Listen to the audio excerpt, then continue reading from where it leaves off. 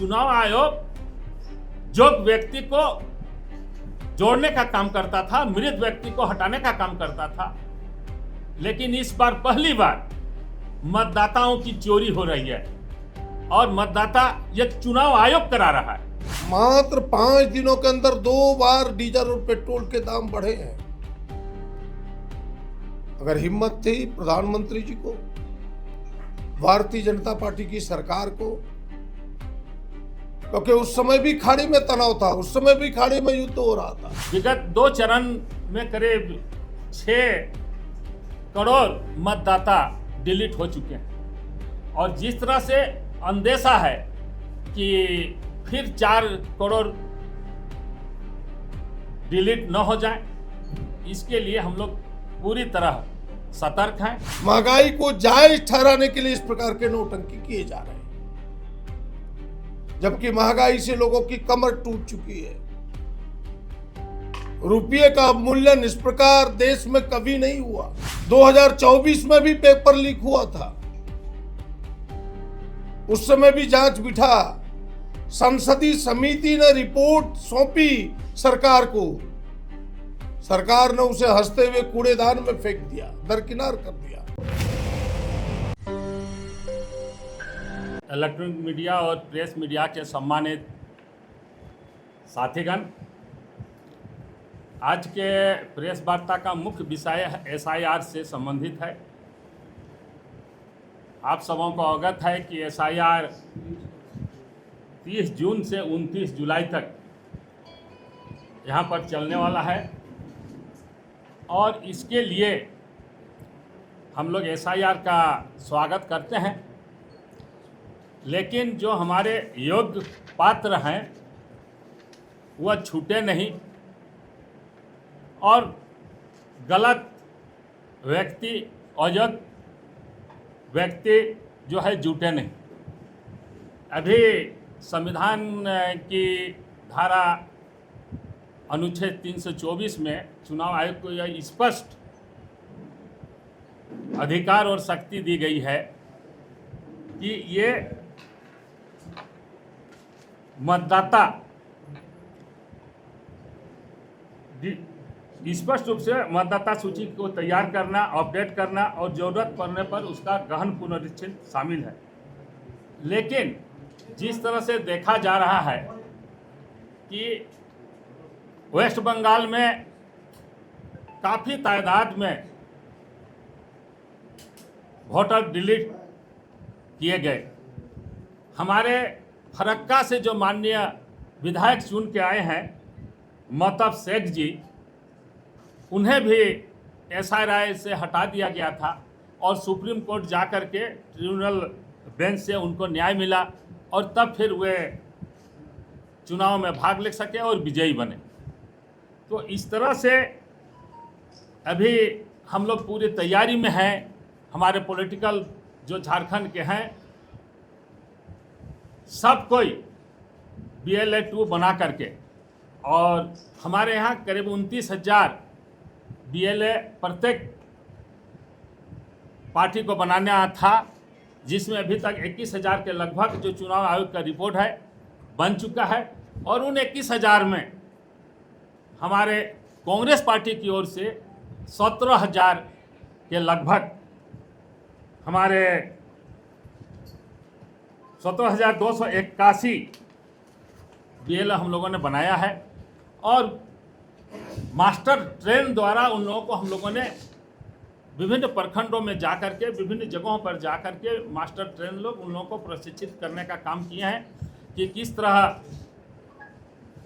SIR के दरमियान BLO से संपर्क करके, उनसे समन्वय करके जो हमारे योग्य वोटर हैं जिनका मैपिंग नहीं हुआ है। अभी आप सभी जानते होंगे कि मोटा मोटी 2,64,89,777 का यहाँ पर होना है, जिसमें 1,94,00,000 का मैपिंग हुआ है। करीब 70 लाख आसपास का मैपिंग नहीं हो पाया है, जिसका नाम किसी तरह छूटे नहीं, इसके लिए कांग्रेस पार्टी पूरी तरह से हमारे BLA और हमारे तमाम जो BLA 1 में जिला अध्यक्ष हैं, BLA 2 में हमारे हर एक बूथ से जिनको बनाया गया है वो लोग काफ़ी सजग हैं और तत्परता के साथ काम कर रहे हैं। विगत 2 चरण में करीब 6 करोड़ मतदाता डिलीट हो चुके हैं और जिस तरह से अंदेशा है कि फिर 4 करोड़ डिलीट न हो जाए, इसके लिए हम लोग पूरी तरह सतर्क हैं और चुनाव आयोग अभी तक पूर्व में जितने भी SIR के द्वारा काम हुआ है वह वोट चोरी का काम नहीं होता था। चुनाव आयोग जो व्यक्ति को जोड़ने का काम करता था, मृत व्यक्ति को हटाने का काम करता था, लेकिन इस बार पहली बार मतदाताओं की चोरी हो रही है और मतदाता ये चुनाव आयोग करा रहा है, उनको डिलीट करके और उनके हक और अधिकार जो संवैधानिक अधिकार है उससे वह वंचित कर रहा है। मैं बधाई देना चाहता हूं सुप्रीम कोर्ट को, बराबर न्याय में उन्होंने जो हमारे विधायक हैं महतब शेख जी, उनको न्याय दिलाने का काम किया। तो इसलिए यहाँ पर अब झारखंड में जो SIR होने वाला है उसमें हम सभी पॉलिटिकल दल के साथी मिलकर के पूरी सतर्कता के साथ रहेंगे और चुनाव आयोग जो यहाँ डिलीट करने की जो ज़्यादा से ज़्यादा वोटरों को की मंशा रखती है उसका हम लोग BLO से मिल करके हमारे BLA 2 के कार्यकर्ता उनका हक से वंचित नहीं करें, इसका हम लोग प्रयास करेंगे। इन्हीं चंद शब्दों के साथ अब हम अपने नेता, विधायक दल के नेता प्रदीप यादव से अनुरोध करते हैं कि अपना विचार रखें। आदरणीय प्रदीप यादव जी से आग्रह है कि वो आप लोगों से मुखातिब हो। आप सबका स्वागत है। और जो देश के कई महत्वपूर्ण विषय है, समसामयिक है, हम सब इस प्रेस वार्ता में उस पर चर्चा करेंगे। एक महत्वपूर्ण विषय पर माननीय अध्यक्ष जी ने चर्चा की है। आप सब देख रहे हैं कि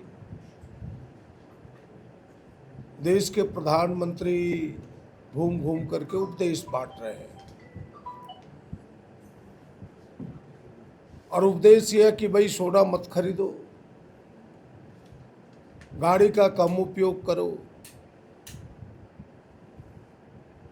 इस प्रकार के उपदेश और उनके चाहने वाले लोग नौटंकी करके उनका अनुकरण कर रहे हैं और जनता को भ्रमित कर रहे हैं, एक माहौल पैदा कर रहे हैं देश में कि जो हम असफल हुए उसको छिपाया जा सके।